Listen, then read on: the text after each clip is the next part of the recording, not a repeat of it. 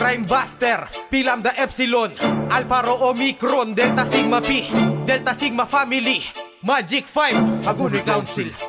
Mga kapatid, saan man panig ng mundo, itaas limang daliri kung ikay taas noo. Na ang limang dragon na nananatilin solid at buo, walang division at pirmis na mayroong iisang dugo. Papuri sa mga pinunod sa inyong nasimulan, isa pa rin sinisilungan namin kapag umulan. Magic 5 hanggang wakas, wala na tong katapusan. Mula nang ang sinag ng araw ay aming matagpuan sa aming mga balat. At kahit puro sakripisyo dito, nananaig pa rin prinsipyo namin bilang 5. Tumulong sa komunidad at yan ay obligado. M5 ang humubog sa akin na maging mabuting tao. Alam kong alam nyo yan dahil alam kong kayo rin. Kaya wag basta puro long live, gampanan nyo rin. Iba-iba man ang ritual, maaalala ang diin na ang limang kapatiran ay parang iisa na rin. Saludo sa lahat ng hanay na natiling matatag. Salitang body kahit kailan ay wala nang titibag. Sulong ang mga proyekto kahit halos mga rag. Hindi naman din sukatan kung palakihan ng ambag. Basta tumulong ka sa paraan na kaya mo lang. Family first, basta obligasyon ay magampanan bago matapos ang 24 bara kong regalo. GK ng Hagonoy Council nga pala mula sa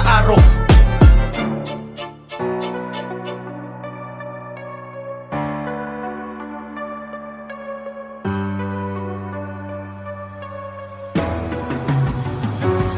Mananatili akong 5, di binirong susugal. Mananatili akong 5, tunay na magmamahal. Mananatili akong 5, sakripisyo ang lahat. Isang ritual na responsable para sa aking mga brad.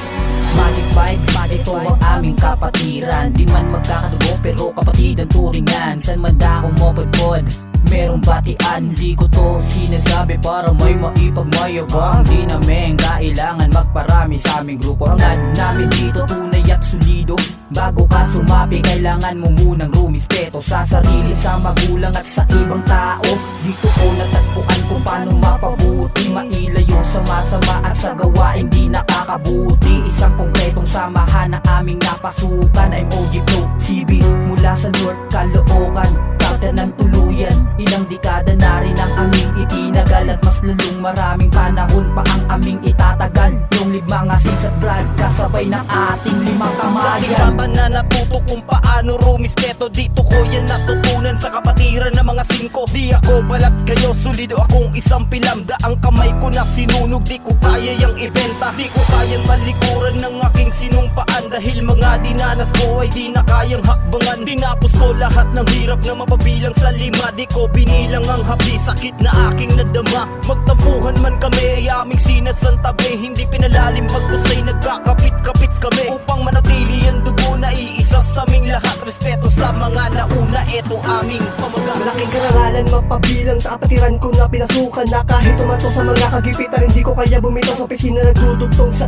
aming buhay. Solido na pundasyon ng dahilan kung bakit hindi kayang durugin ng kapatiran sa amin. Nagbigay connection, linisin ang bawat mali, ituwid maling direksyon. Yan ang aking natutunan buhay.